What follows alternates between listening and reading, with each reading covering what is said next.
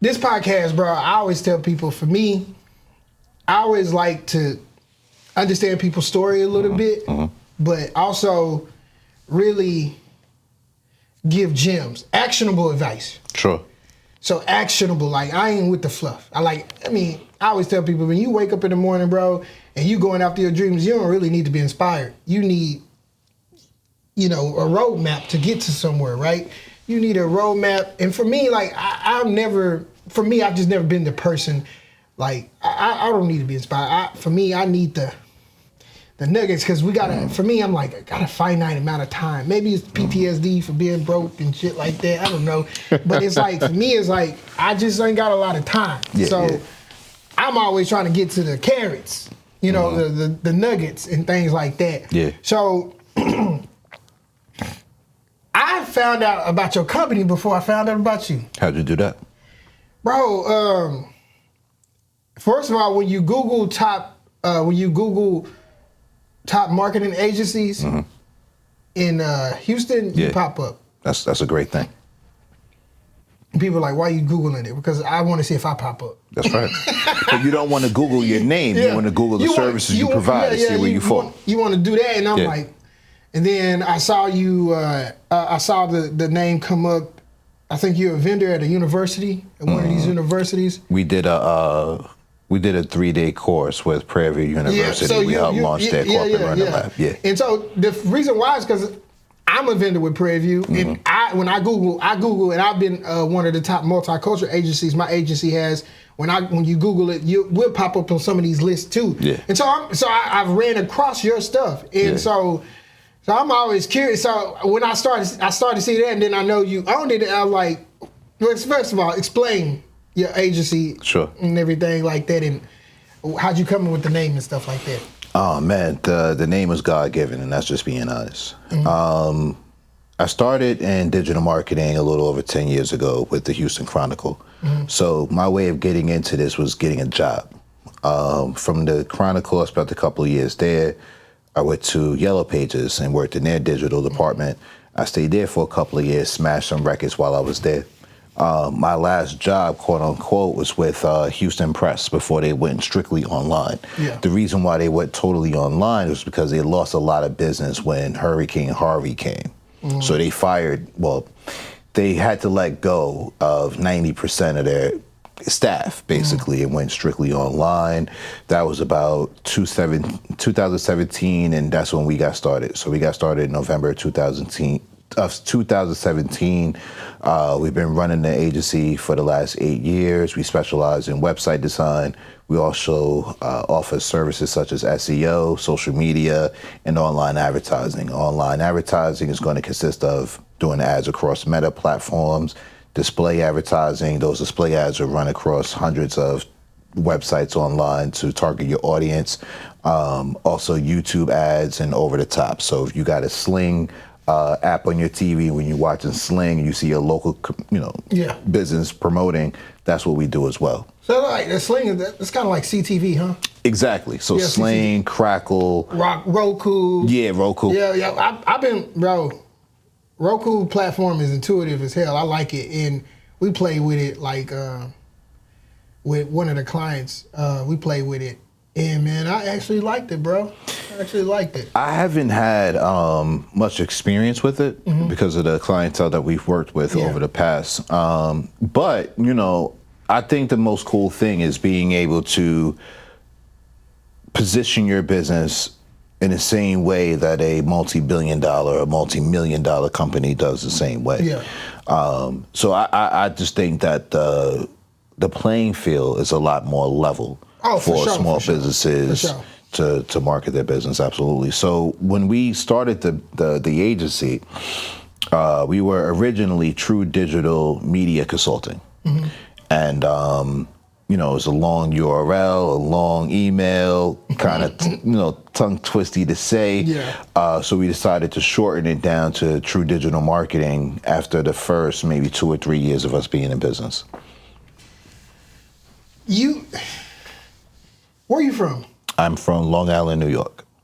So you're from New York. I am from New York. I was talking about New York earlier. Had me rolling.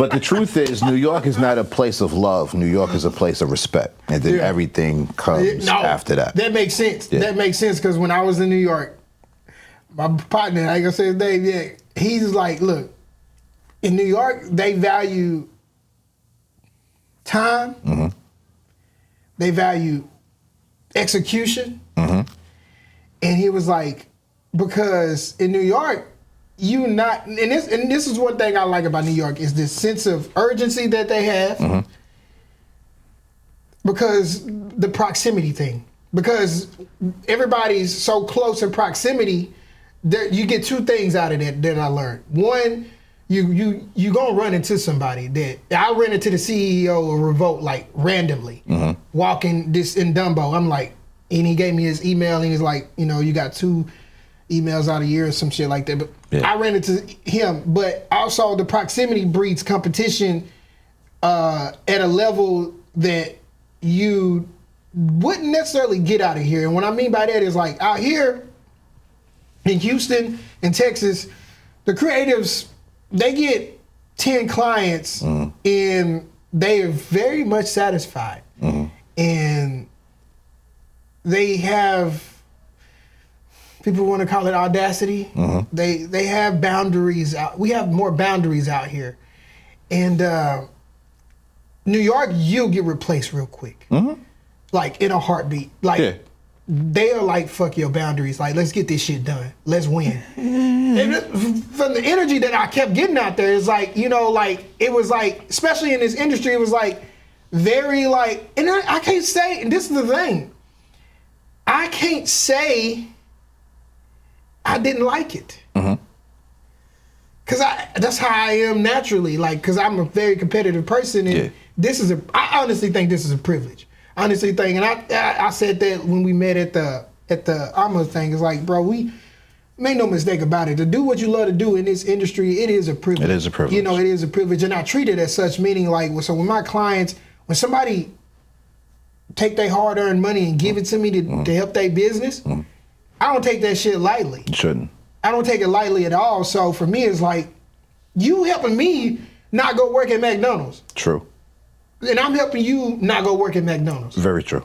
So if we why am I treating you like you owe me? Like this is a service. It's an even exchange for me. That's how I feel about it. And so I don't take it for granted. And since I don't take it for granted, I go for it. Like meaning like I don't hold nothing back. Like I treat all my clients the same, no matter how much money you've given me, no matter how big the brand is, how small the brand is.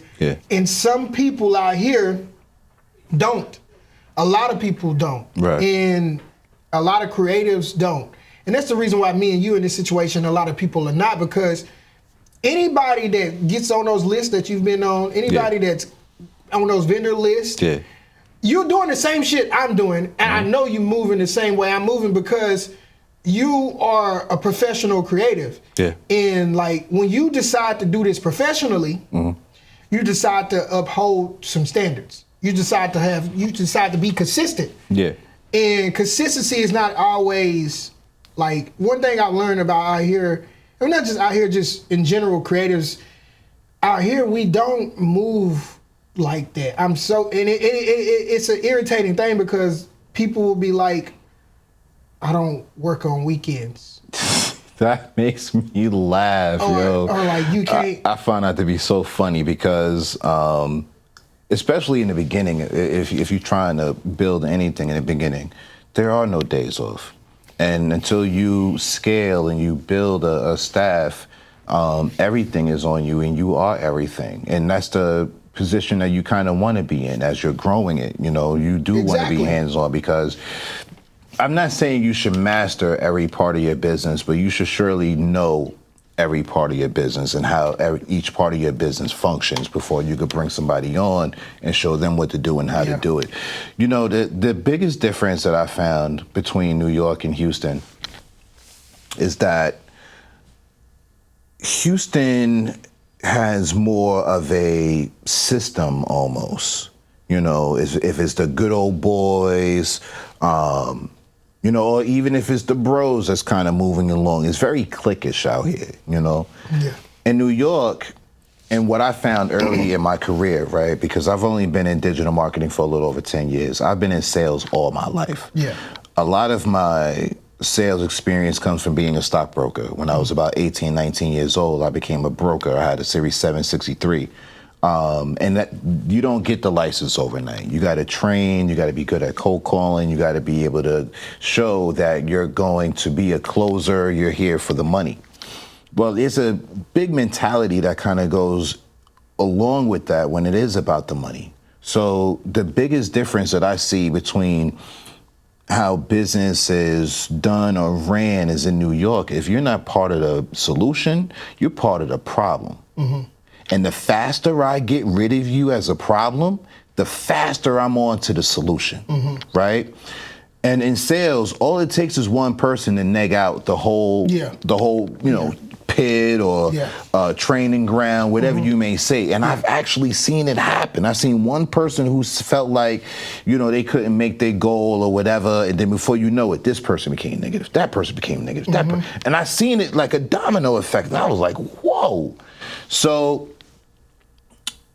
I'm a little different. You said earlier that you don't need the inspiration because you know what you got to do. Yeah.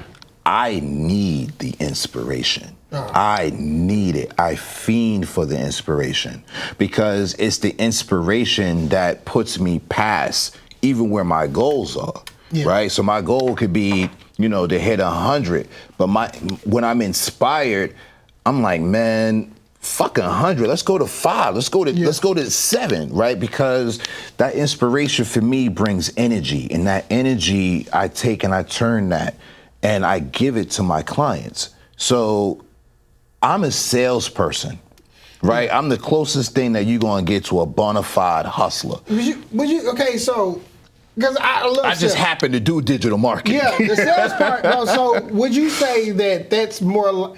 I don't want to have no word salad, but that's kind of like being motivated. I think motivation, I guess they kind of like motivation and inspiration, kind of like sisters and brothers. Yeah, they are. I guess I get what you're saying with that, but the fact that what I was talking about was if when it comes to being inspired, right? Like motivational speakers, for me, I always tell people, I always say, like, if I bought the ticket to your event, if I bought a ticket to your event, 9 times out of 10, I don't need to be inspired. The money that I invested into your event has inspired me. I want to leave with something. Because I'm goal oriented, just like you, right? Yeah. You sales driven. Sales driven is goal oriented. It's like, look, we're gonna reach something. I want to reach something. So, in order, I can inspire you to move, but you actually got to move. Yeah. You got to be self motivated. Yeah, you got to be self motivated. So, like, you got to do the actual thing. In order for me to get you to do the actual thing, I gotta give you the path to least resistance. And so, for me, it's always been about, like, look, I don't need to be inspired or motivated. I really want the path to least resistance to get to where I want to get to, because I woke up inspired. I woke up motivated. Like, my kids inspire me. The way I grew up inspires me. Like, I have enough battery in my back to last a lifetime. Right. How can I get there faster, quicker, cheaper? Like, what do I need to do? So a lot of times, I'm like that in a lot of facets of life too. And so I get what you're saying, though. The difference also, like, so would you said Houston is more cliquish. Yeah. And New York is more like, just don't get in my fucking way. Like, it's more as a creator. So I want to know the difference between, because you stayed in both. Like, I want to know the difference between running a creative business or being in sales and marketing in New York to running a creative business, being sales and marketing in Houston. What is the difference? I can't answer it that way. I can answer it in a sense of what this New Yorker did in Houston, Okay. right? Yeah. It truly starts with what you want to do, Yeah. right? And because I've been in sales all my life, that always related to growth. Mm-hmm. So to try to answer the question the best way, honestly, is it comes down to hustle. It really does. It really, really does. I always felt like in New York, if I can make it there, I can make it anywhere. But in Houston, if I couldn't make it here, that I should go bury myself. Just wrap the shit up and kill myself. Straight up. If I can't make it here, kill myself. Why you say that? Because it's too easy. Yeah, it's hustle town. But the hustle isn't easy. I don't want anyone to get it twisted. The hustle is not the easy part. Excuse me. The hustle is the easy part. It's because I feel that I'm going to run circles around you. But I feel that way about everybody, no matter who you are, because that's the mentality I came up with. So for me, it's show me who's number one. Because it can only be one. Yeah. And I ain't come here to make friends with y'all. I came here to take a piece of you, a piece of you, a piece of you. If something inspired me that you said, I thought it was fly. Yeah. But then I'm going to take that and I'm going to make it my own, right? Because I come from hip hop culture for real, right? And as a marketer and as a business owner, it's my job to stand out. It's my job to do it better than you. And if I'm not doing it better than you, then I got to be on your level to compete with you. Yeah. And as far as competition is concerned, I don't care when you got started. Yeah. Because you don't work as hard as me. You may be more talented than me. That I promise you on everything. Hard work beats talent every fucking day. Every day. So Every not day. only do I feel I got the talent, but I know I got the hustle. The hustle is just working harder than everybody else. If I show up a half an hour early and I leave a half an hour later. But see, I was willing to invest the time that it took for me to be good at doing certain things, like putting together PowerPoints. Yeah. I would practice my pitch in the car. I would practice my pitch at home. If I'm working on a presentation, I would have my girl with my notes and, just make sure I'm saying this the right way. I am practicing because when I'm on the clock, it is Michael Jackson, it is Michael Jordan, it is Mike Tyson. Yeah. It is a star-studded performance. And I don't want to come across like everybody. So for me to build my business the way that I have, I didn't have to rely on anybody else, really. Yeah. No one's gonna feed you.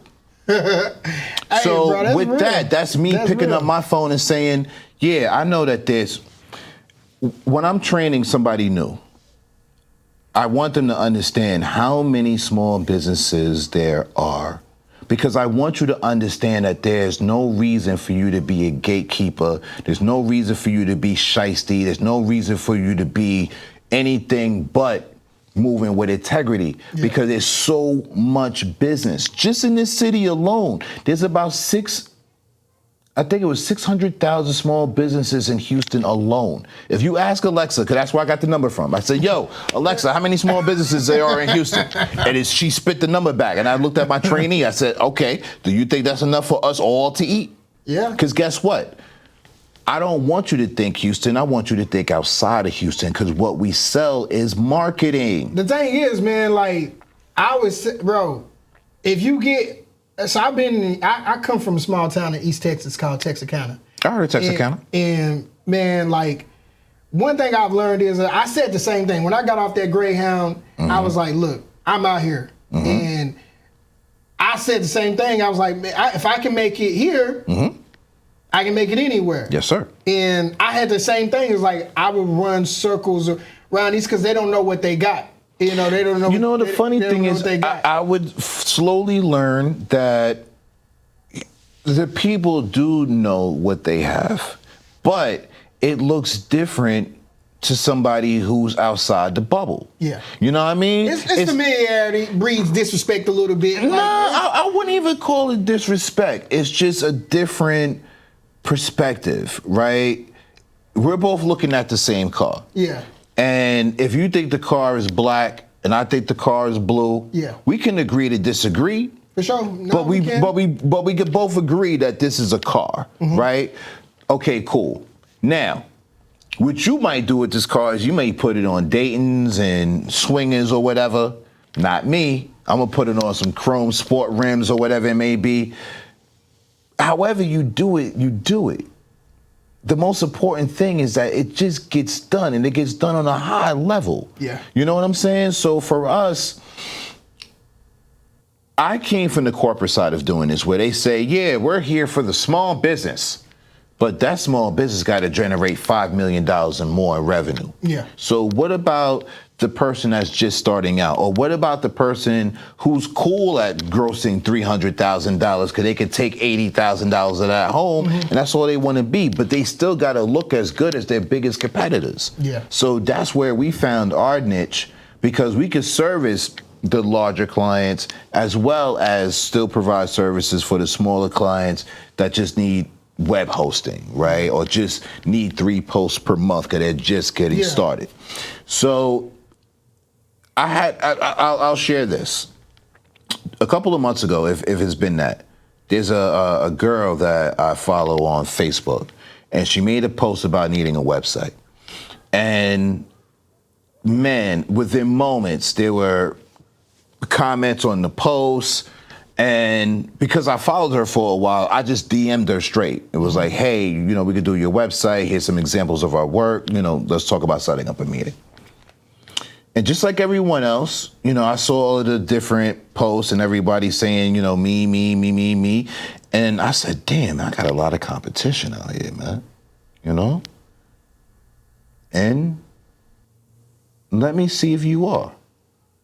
So I started to click on the different profiles that left the comments, and I'm looking at their profile. Some of them don't even have a website on their profile. And then the ones that did have a website on their profile, when I looked at it, I said, are you fucking kidding me? No. Wait. Hold on. Because I need people to know, yo, the best way of knowing how dope your shit is by going to compare your shit to everybody else's. Yeah. The most top of the tops of the dogs, okay? That's what your shit should look like. Because the last thing anybody ever gonna say to me is, there's no way you could make me a website or your website look like that. I said this a long time ago. It's like, if you wanna get, so when I started my company, like, I started it fresh before I like really got out of college, because I couldn't find a job. Yeah. And so when I started it, I guess you could call it met. He emailed me, the guy that owns Crooks and, you remember Crooks and Castle? Yes, sir.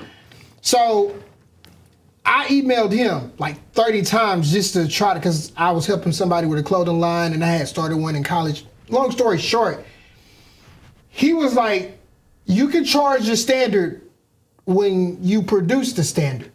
And from that day on, when he told me that, it kind of resonated with me, and everything I did was like, how can I charge someone something if I can't, if my shit, and if I can't produce it? And so it's called positioning. And so, like, if you want luxury brands to come to you, you want to do marketing and advertising for luxury brands, well, I hope your website looks like it. Right. I hope you look like it. Right. I hope you are doing things in that area where you can be adjacent to luxury goods. Yes, sir. And this is what I tell my clients any day. It's like, I got a client, Floral and Wine, Stems. And I told them, it's like, you're in a market of, where people have excessive funds, and they'll purchase wine, they'll purchase flowers. You got to position yourself to be adjacent to brands, to other brands like that as well. And so I definitely agree with you. And here's the thing on the way social media. Social media has made it easy entry to what we do. And as a result, it is irritating, because I see people that do video. I see people that do. I'm a full service marketing agency, so we've done it all. And so I see people that do, when I see it, I normally, now I don't really, I'm not a, and I don't want to say this, but I only do an individual project once a year. And meaning like, for me, you have to be in a business. I don't really work with a lot of startups. Okay. I work with, and usually they got to come with a referral for me to work with the startups. And so I don't really work with a ton of startups. Well, I take that back. I don't charge a ton of startups. I've worked with a bunch of startups through nonprofit organizations. Yeah. Because I know they couldn't, half the time they couldn't afford me, but also it's like, I understand like they are learning on the go. Yep. They're learning on the go because I remember that way. But also it's like, I mean, startups, whether you got a ton of money or no money, they trying to figure a lot of shit out. True. Like, and so some of the stuff that you do for them never see the light of day. And I've been in that situation. So over the last 5 years that I just adopted is where in order for me to work with a startup, I have to have known somebody that know you. Okay. That's one. And you still have to have a minimum of at least 10 grand because like we got to do some stuff. Like we have to do some stuff. So that's just my thing. I see that. That's just my thing. And then like I value startups, but like I always tell startups like, look, I'd rather much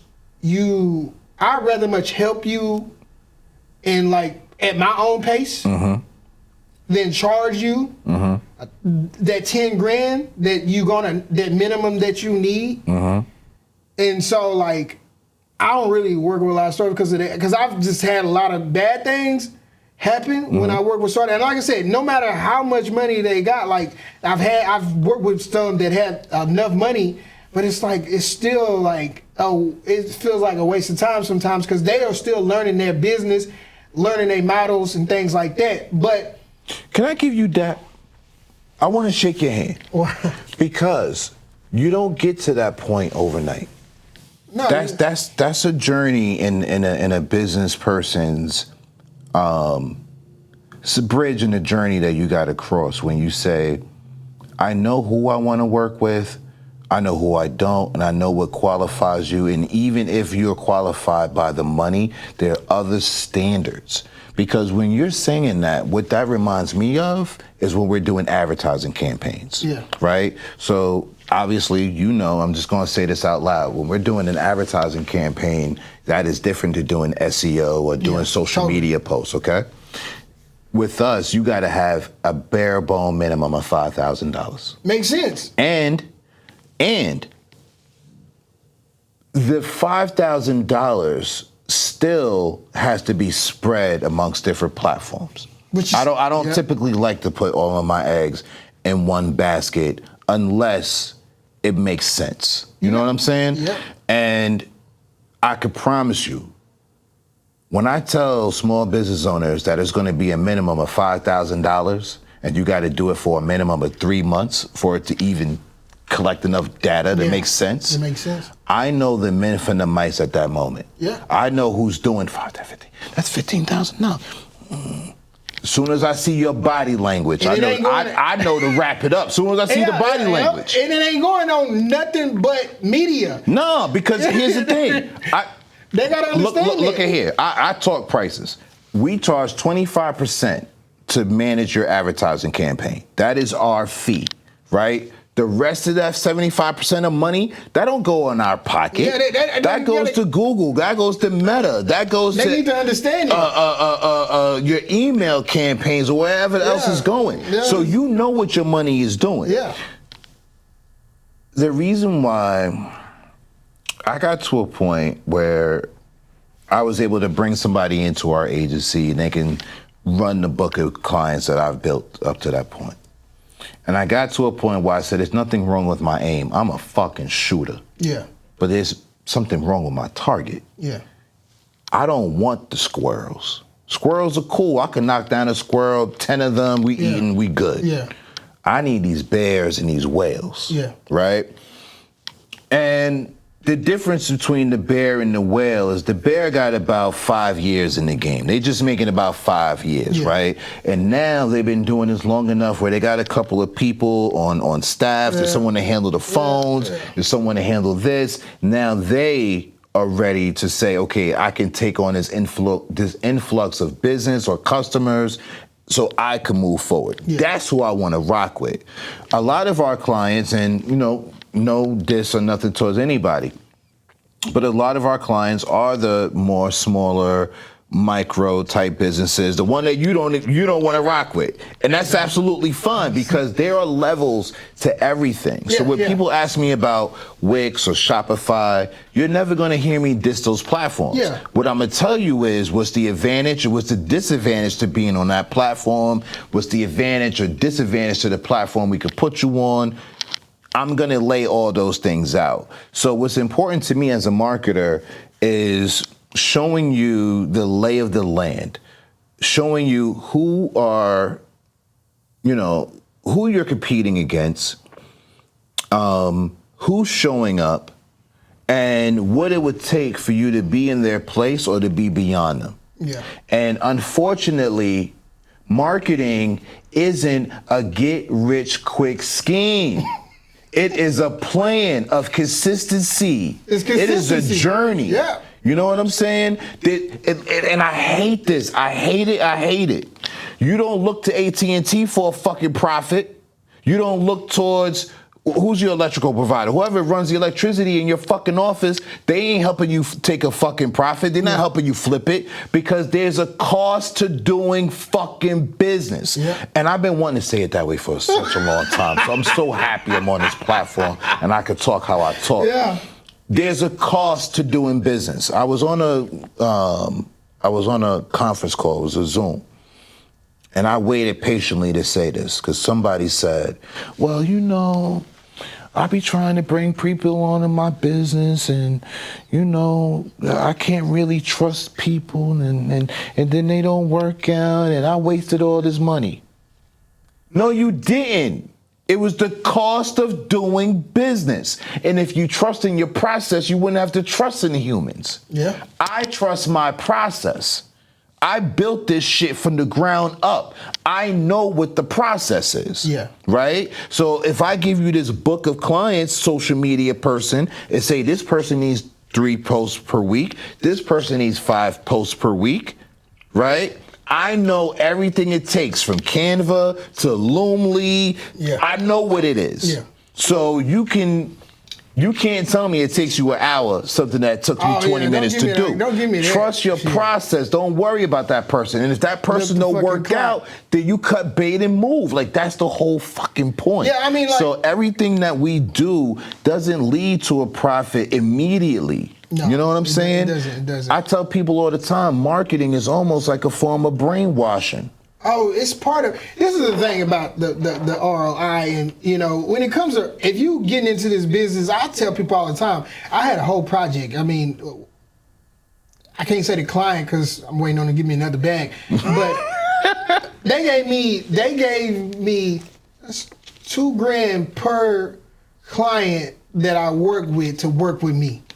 It was a brand. So overall, I think I got like maybe 40 bands out of this one project, but it was hard work. But it was more so about building relationships with with the brand itself, with the bigger brand. And so I had to bring on a lot of people for that. And like, I had to hire some more people and some different designers and stuff like that. And so I use this thing called Clockify to monitor the people that work with me. Like, it's like punching in a clock. When you working on a project, you type the project you working on, and you put it on, and then you take it off when you stop. And I did that because I had to do that when I worked as a freelancer with some other agencies and students to prove how much time you put into the project. For a certain project, and like you said, I know exactly how long it takes because I've done everything in my business. I've done everything from HR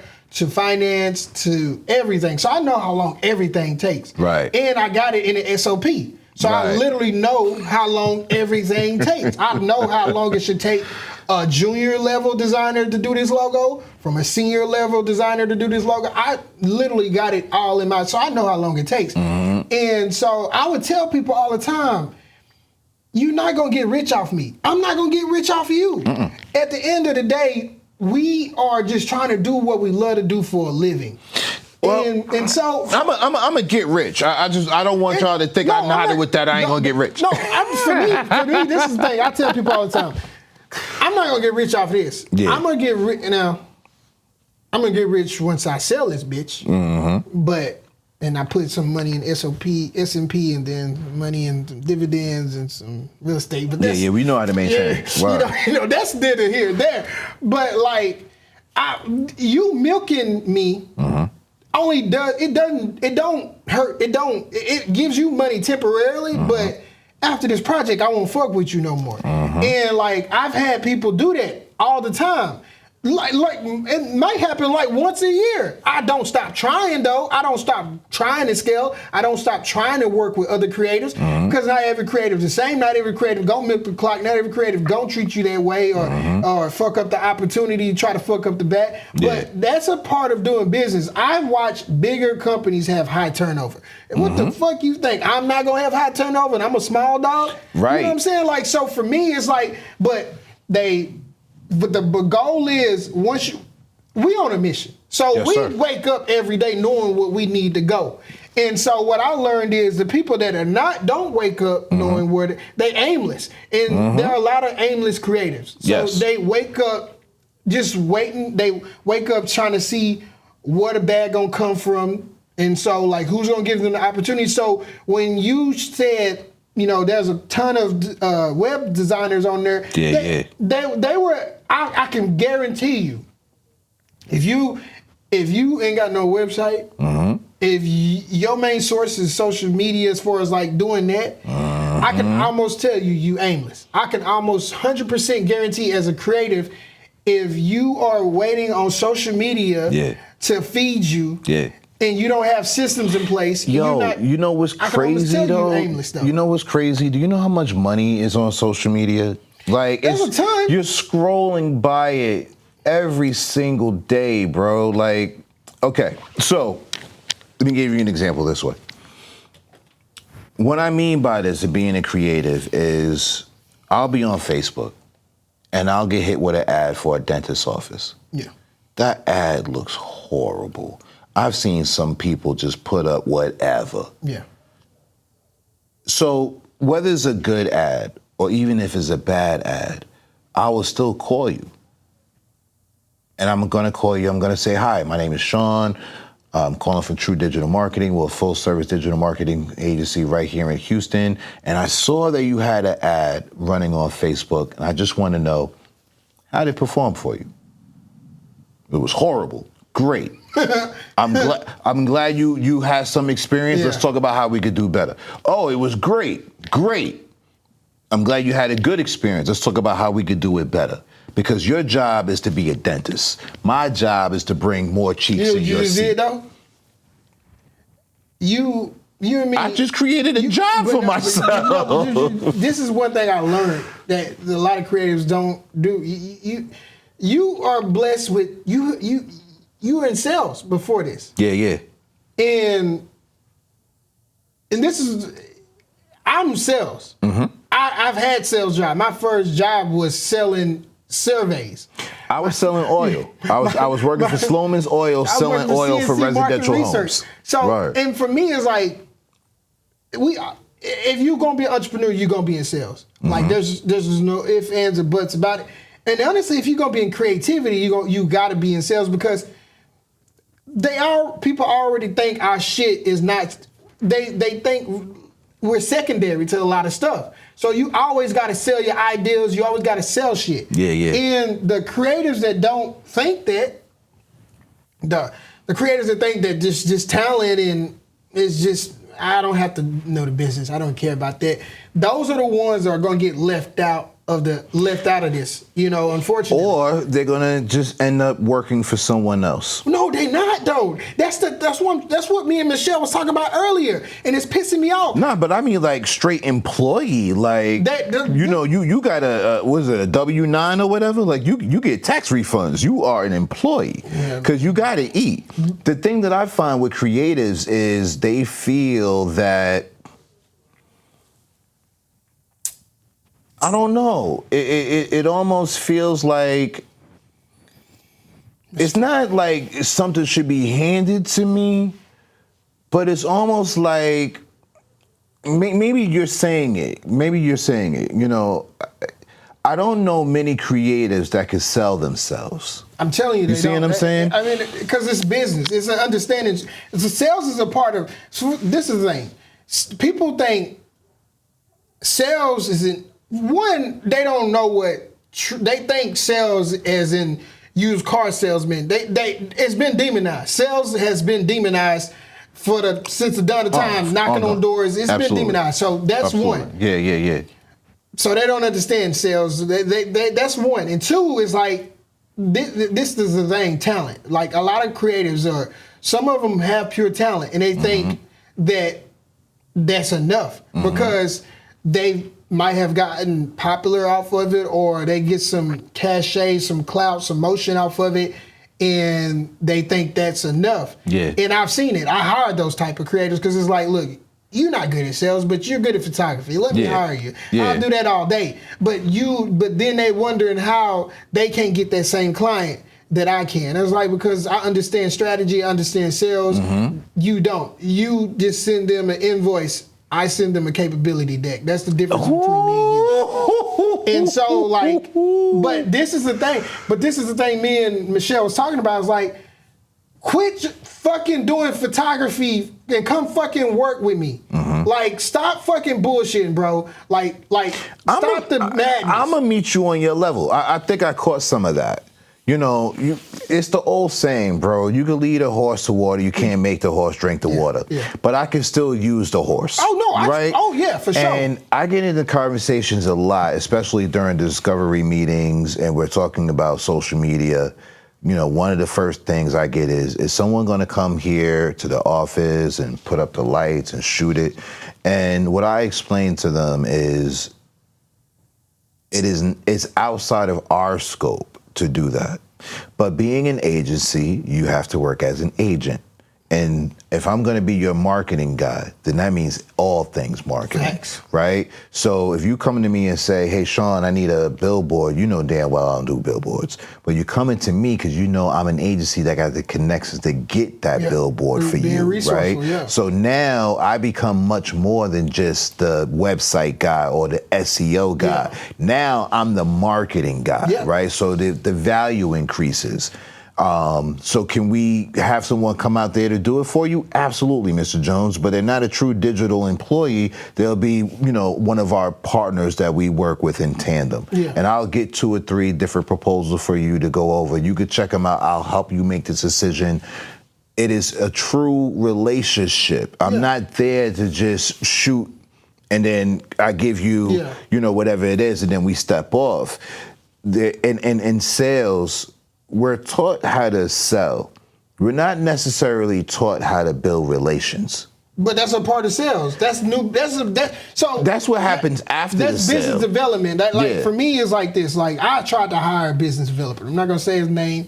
Tried to hire a business developer and paid him some money. Flew him out here, met him and stuff like that. And cool dude, but it didn't work out because he didn't have relationships in marketing and advertising like I thought he did. And make no mistake about it, industry niches matter, when it comes to sales. Yeah. But people don't talk about that either. It's like they don't talk about that aspect of sales. And so sales is just like anything, is multi-layered. And it morphs when it's different with different industries. If you know that, like my uncle, he's a car salesman. Well, he's not a car salesman. He owns car dealerships, and he started off as a car salesman. Sure. And so one thing I know to be true: by working in different industries, and now you know this too. When you work with different clients, especially for-profits, you understand one thing. There are a couple things about sales that's super important. And the main thing is understanding the product. Absolutely. Like understanding it to the point where you understand the nuances of it. Absolutely. And so I think if you, for me, it's like people, and then not being afraid of no, right? Not being afraid of maybe, or not being afraid of later, not being afraid of ghosting. Yeah. And those things give certain people anxiety because they're afraid of rejection. But, you know, like, so those two things, I think those two things, when you break it down like that to somebody, I think it's better. And not I truly think it's better, but the creatives don't like to sell.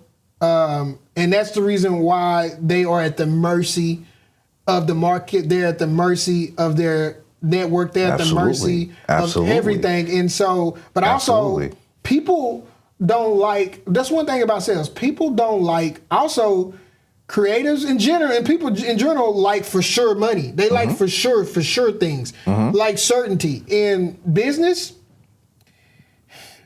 I don't know, you can't, this shit ain't certain. No, it's not. And again, to me, it goes back to hustle. Listen, I would have never thought, first of all, I think I heard you say this earlier because it made me laugh.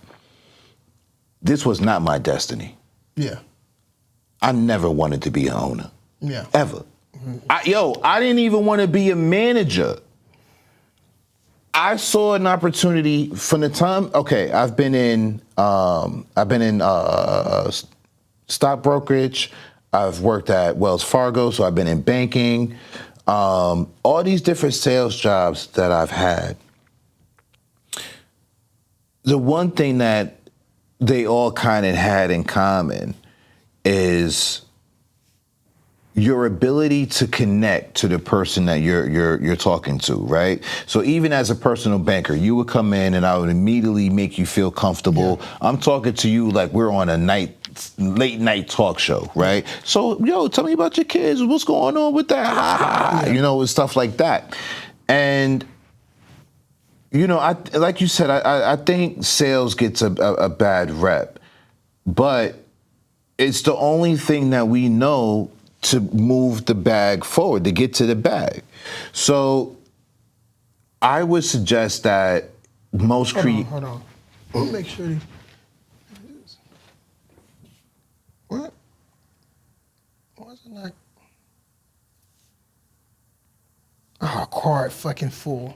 Oh shit! It ain't been recorded? Well, no, these two, whatever. However, we can keep going. Yeah. This one's been recorded. These two haven't. So I A cameras. Both our A cameras. I guess they fucking full. But anyway. Okay. So yeah, I think what most creators really do have to understand is that learning to sell is helping you get to the bag. And I think one of the biggest differences between creators here and creators in New York, or that comes from the northern eastern coast, is that we believe in showing and proving. Yeah. And not only about showing and proving, but we all want to be the best out. Yeah. And the only way to figure out who that's going to be is by challenging each other and competing with one another. And I think because the competition is so fierce, you could take the cat out the jungle, but you can never take the jungle out the cat. Yeah. So that's why, when I got here, I was like, man, okay, I get it. What I get is that I could work at McDonald's and survive, or I could do what I see a lot of other successful people doing, which is finding their thing and moving forward. There's a few black business owners, even before I got into this position, that inspired me. And the reason why they inspired me is because they did it being who they are. Facts. You know what I'm saying? One thing about Houston, you gonna be able to there's do that. a dude, his name is Langston Carrier. Shout out to Langston of Mo Bang Media. He's been in print and graphic design for years, probably 20 years. And I met him about 10 years ago. And I didn't want to be him. Yeah. You know? It was just to say, yo, this man found his thing. He's ran with it. Obviously, he's successful, take care of his family, and that's all I want to do. So, yeah, I never wanted to be in this position. I wanted to have the rock star lifestyle with no responsibility. As long as you paid me my salary and my commission, because my salary was a shit, so as long as you pay me my commission, I'm straight. You know, I want to go home and take a vacation whenever I want to. I want to come and go as I want. What got me here was the last company I worked for, not the one that let us go, but Yellow Pages, they were bought by a different company. And that different company did away with everything that we did and everything that we sold. Mm-hmm. And they were bringing in a CRM. So that's like me saying, yo, Mike, check it out, bro. I know that I've been handling your website and handling your PPC, your Google ads and shit. I'm not doing that no more. What I'm gonna do now is I'm gonna give you this CRM. This CRM, let me tell you something, man. You can put all your client contacts in there. You'll be able to launch your email campaigns. You'll be able to create a new website if you want to, all from this CRM. They're looking at me like, Sean, that's what I hired you for. So at that moment, I see this avalanche coming. It's like, wait a minute. Am I going to conform and do this? Or do I believe in myself enough to actually do better than any company I ever worked for? Do better by the client than any company I worked for? Yeah. I took a long, hard look at myself and said, yo, brother, people give you money. They're not giving it to the Houston Chronicle. They're not giving it to the Yellow Pages. They're giving it to you. And why? Because you work at Yellow Pages? You work at Houston Chronicle? No. Because they believed in what you told them was going to happen. So whose name you going to keep saying? You going to keep saying Yellow Pages? You going to keep saying Houston Chronicle? You going to go say somebody else's name?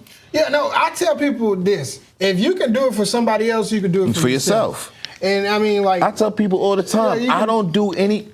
Let me tell y'all, because I ain't told y'all yet. I don't do anything different than what I was trained to do. The signature in my email is the same signature I've had for over 10 years. And that's the key. That's the key, though. That's called vertical integration. People don't understand it. It's like when you are good at something and you're known for something and you've spent a lot of time in this expertise, you don't have to go horizontal. You can just go up. And so for me, businesses do it all the time where, you know, like you run a water company, right? Coca-Cola.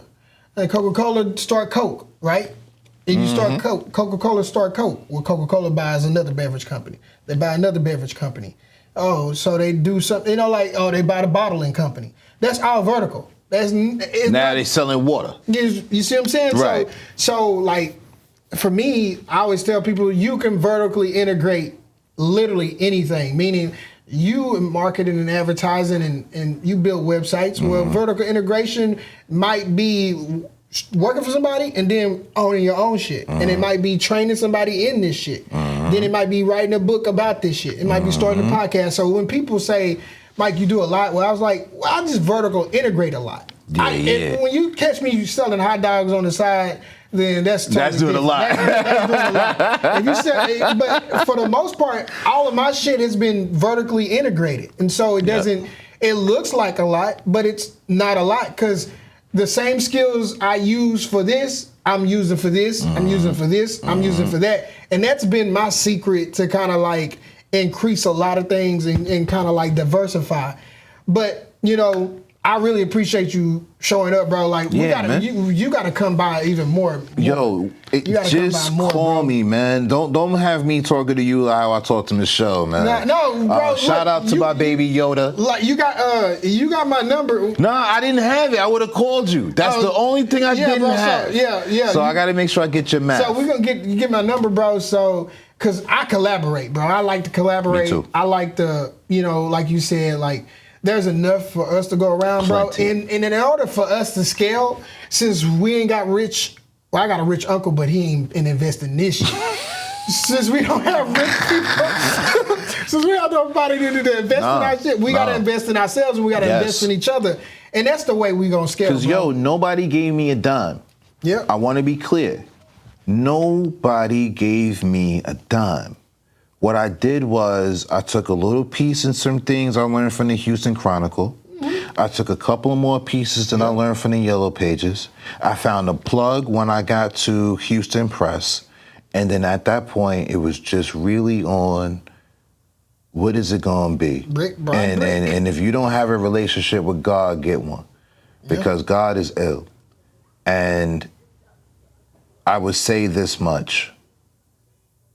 As you're building it, if you're legitimately doing this with integrity, the pieces will fall. Yeah, they always do. I got 2 employees. One name is Daniel, one name is Zion. And they are the 2 pieces that I've needed over the last 2 years to really kind of blast off in the way that I want to blast off. And all that really means is scaling in a sense, right? You put somebody in your place as you move up, and hopefully they'll grow. And if not, you put somebody in their place. And I would love for people to stop emulating the end results of what you see. You know what I mean? Be inspired, but don't copy. And also know, yo, if you ain't done this shit for 10,000 hours, you ain't good yet. If you ain't sold, if you ain't sold 100 pieces of your product, if you ain't sold 100 items, if you ain't given out your services and had 100 clients, then you got a long fucking journey to go. But do this, man. As Black entrepreneurs, Black business people, we don't get the chance to make the same mistakes twice. Yeah. You know what I mean? Learn from your mistake. Work really hard not to make it again. Stay focused. Know that your journey is not the other person's journey next to you on the right of you. So don't ever look and compare and say, why not me? Because your blessings are your blessings and their blessings are their blessings, and all money ain't good money. Don't be afraid to walk away from that check, man, because every check that I walked away from, it ain't all worth it. It ain't all worth it. It ain't all worth it. Man. Bro, I appreciate you for coming through, have me back, yo. Business making cutting checks is on the table. Investing in yourself is nothing greater. Now my business making M's. Peep the rising of the stock, flipping digits, we the cream. Listen here, bro. My office ain't this far from here, and I know where you are. All you gotta do is shoot me a text, an email, say, yo, I got something popping. Come